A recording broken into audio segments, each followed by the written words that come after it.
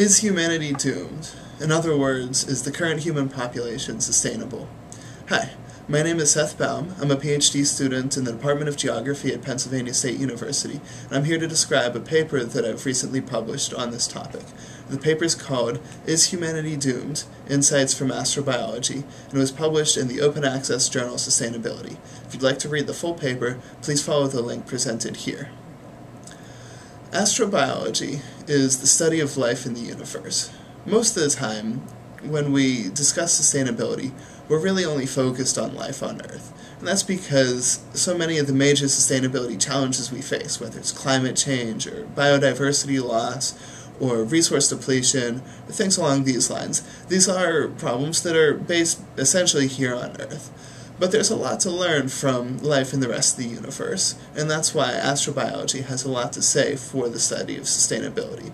The paper that I've published aims to present some of these insights from astrobiology to help us with not just our studies on sustainability, but our efforts to achieve a more sustainable society.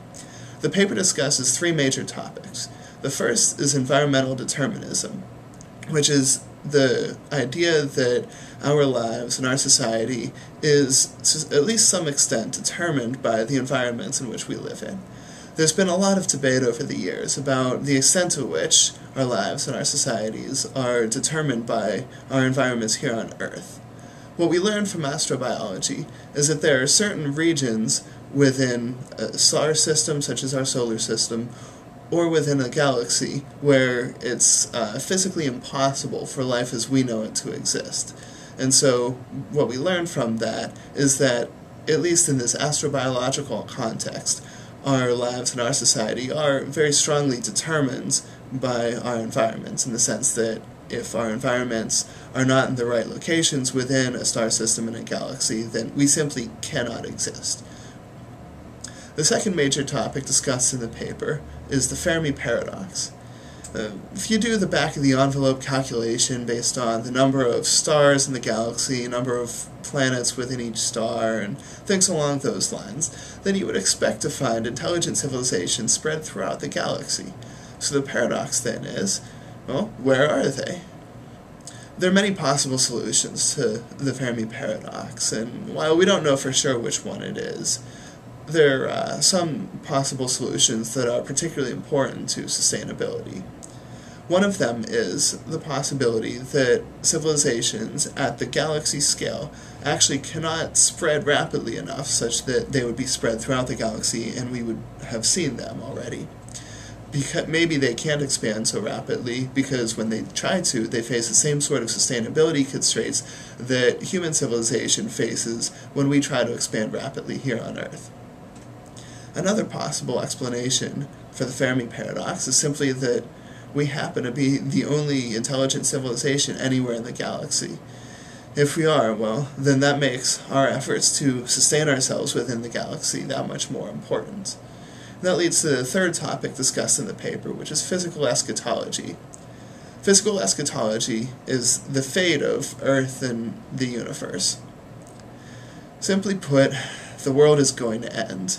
In about 1 billion years or so, the sun is going to get hotter and expand, eventually engulfing the entire planet, meaning that life as we know it simply can't exist here anymore. Too hot and surrounded by flames.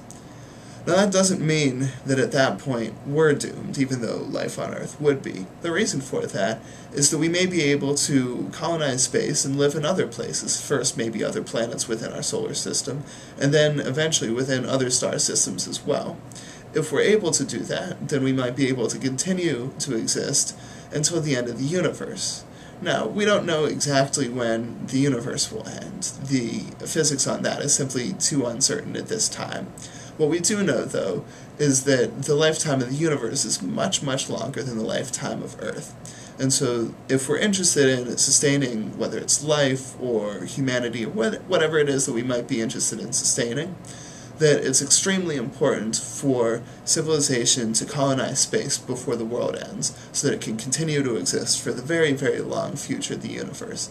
And if that's going to happen, what we need to do now is to make sure that there are no major global catastrophes that would prevent civilization from colonizing space before the world ends. And that's the third topic discussed in the paper.